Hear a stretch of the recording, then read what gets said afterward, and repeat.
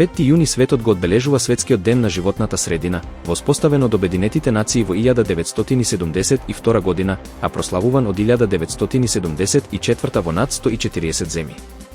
Овој ден представува глобален повик за подигнување на свеста и преземање конкретни чекори за заштита на животната средина. Согласно член 43 од Уставот на Република Македонија, секој граѓанин има право на здрава животна средина, а државата е обврзана да создаде услови за остварување на тоа право.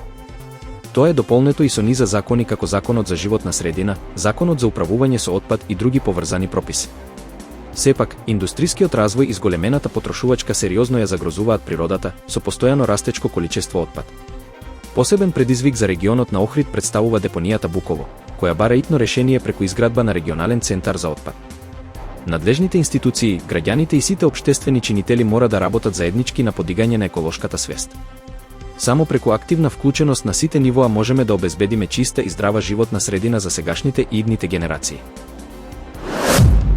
Во Музеот на Република Македонија денеска свечено ќе биде отворена спомен соба и ќе се промовира биографски филм за Вера Кличкова, основачка на етнолошкиот музеј и пионерка во создавањето етнолошки филмови во земјава. Во спомен собата се изложени реставрирани оригинални предмети, документи и лични работи на Кличкова, вклучувајќи го и мебелот од нејзината канцеларија каде што работела како директорка 26 години. Филмот, чии автори се Јован Шурбановски и Елизабета Конеска, ја осветлува нејзината професионална посветеност преку сведоштва од колеги и современици.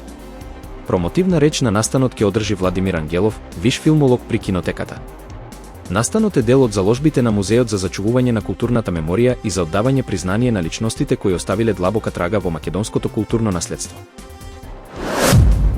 Нарцизмот, како личностна особина со нагласено чувство на важност и потреба од восхит, често оди рака под рака со зависноста од социјалните мрежи, покажува ново истражување од Универзитетот во Гдаńsk. Научниците велат дека компулсивното користење на мрежите и неспособноста да се прекине таа навика може да бидат индикатори за нарцистички тенденции. Во истражувањето спроведено врз 665 корисници на социјални мрежи, забележано е дека луѓето со тенденции кон нарцизам имаат поголема веројатност да развијат зависност. Особено се истакнуваат потребата за восхит, надпреварувачкиот дух и желбата да се биде херој во туѓите очи. Дополнително, емоционалната дистанца и непријателството се јавуваат како последица на прекумерното користење на мрежите. Научниците предупредуваат дека оваа зависност често води до нарушена комуникација во живо, проблеми со спиењето и намалена продуктивност. Зависноста е особено честа кај луѓе со ниска самодоверба и страф од пропуштање, а се манифестира преку постојано проверување на мрежите и емоционална приврзаност кон онлайн присуството. Најмалку 9 патници се повредени, од кои 2 потешко, по силни турбуленции во авион што принудно слета на аеродромот Долна Алгоја во Германија.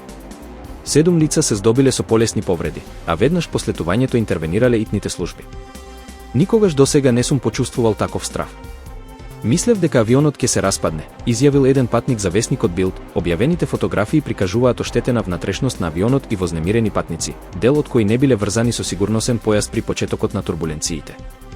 Наводно, екипажот не давал јасни упатства за време на кризата. Една жена се здобила со сериозна повреда на главата, но според властите, никој не е во животна опасност.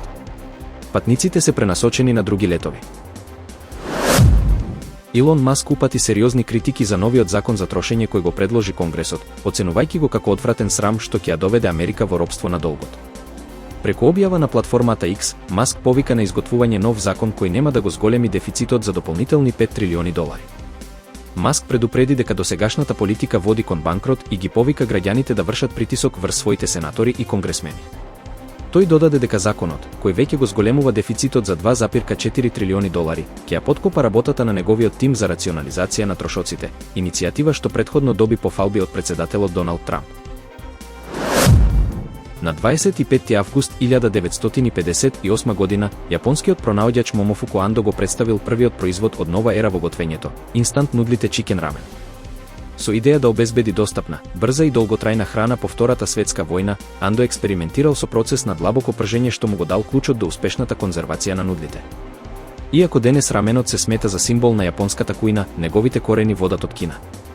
Андо, инспириран од уличните тезги и глата на народот, создаде производ кој првично беше луксус, но наскоро стана хит. Во 1971 година го лансира и првиот кап нудлс, со што инстант раменот станува глобален тренд. Оригиналниот вкус од 1958 година, кокошка, и денес се произведува. Вештачката интелигенција станува се поголем потрошувач на електрична енергија, што предизвикува загриженост за влијанието врз животната средина и достапноста на енергетските ресурси. Според проценките на Меѓународната агенција за енергија, до 2030 година датацентрите, предводени од ВИ, ќе трошат над 900 тераватчасови струја, повеќе отколку што троши цела Јапонија денес. Обуката и користењето на големите јазични модели, како GPT-4, бараат огромни количини на енергија и вода за ладење на серверите. Технолошките гиганти како Мета, Амазон и Google веќе преземаат мерки, вклучувајќи долгорочни договори за чиста енергија, но стручњаците предупредуваат дека итно се потребни одржливи стратегии за да се спречи еколошка и енергетска криза.